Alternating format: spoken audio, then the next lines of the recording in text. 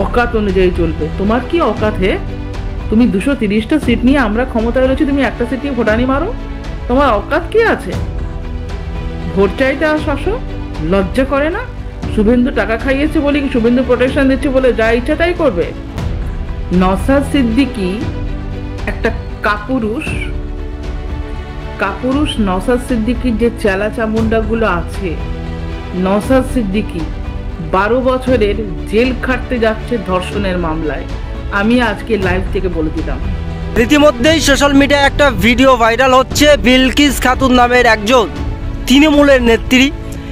সেই তৃণমূলের নেত্রী এবারে চ্যালেঞ্জ করে বলছেন যে ভাঙড়ের বিধায়ক নওশাদ সিদ্দিকীর 12 বছরের জেল হবে, তিনি ধর্ষিত। গতবারেও কিন্তু এই নওশাদ সিদ্দিকীর নামেও ধর্ষিতার মামলা এসেছিল। আপনি কি বলবেন? দেখেন, এই বিলকিস বোনকে বলবো তিনি একটা বাংলার একজন নারী বা তিনি একটা মহিলা। তাকে সম্মান জানিয়ে বলি, ইন্ডিয়ান সেকুলার ফ্রন্টের যিনি নেতা নওশাদ সিদ্দিকী আমাদেরকে মানুষকে সম্মান জানানো শিখিয়েছে। তিনি যদি মনে করেন যে তিনি ধর্ষিত হয়েছে আর নওশাদ সিদ্দিকী যদি তাকে ধর্ষণ করেন, এই ভারতবর্ষের আইন ব্যবস্থা, ভারতবর্ষের সংবিধান তাকে নিশ্চয়ই সেই আইনের আওতায় তাকে নিয়ে আসবেন। কিন্তু বিলকিস বোনকে বলবো, আপনার মুখের ভাষায় কিন্তু নওশাদ সিদ্দিকী 12 বছর জেল খাটবে না।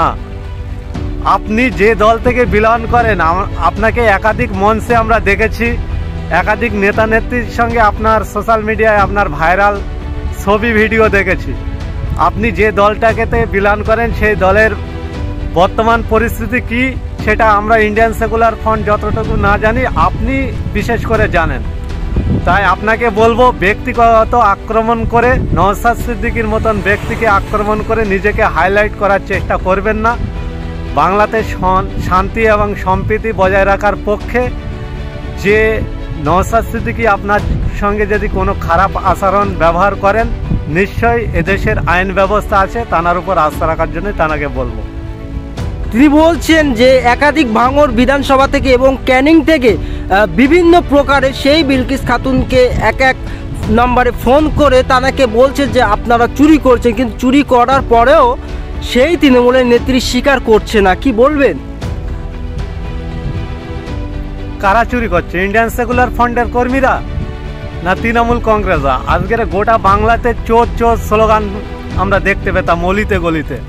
এই কয়েকদিন রিসেন্ট আগে দেখতে পাচ্ছি যে বিধানসভার মধ্যে এবং বিধানসভার বাইরে মানুষ তৃণমূলের বিধায়কদের দেখে চোর চোর স্লোগান তুলছে। কেন তুলছে? আমরা দেখেছি এ রাজ্যের একজন দায়িত্বশীল মন্ত্রী পার্থ চট্টোপাধ্যায়, তিনি একজন বিধায়ক ছিলেন, তিনি আজকের বর্তমান জেলে আছেন। আমরা দেখেছি এ রাজ্যের একজন আরেকটা বিধায়ক, তিনি জ্যোতিপ্রিয় মল্লিক, খাদ্য দপ্তরের মন্ত্রী ছিলেন, তিনি জেলে আছেন। জীবন কৃষ্ণ সাহা থেকে শুরু করে একাধিক নেতৃত্ববর্গরা, মানিক সরকার থেকে ভট্টাচার্য থেকে শুরু করে একাধিক বিধায়করা আজকের জেলের মধ্যে আছে। তারা এখনো বলছেন যে চুরি করেনি। এটা একটা হাস্যকর শব্দ তিনি ব্যবহার করেছেন।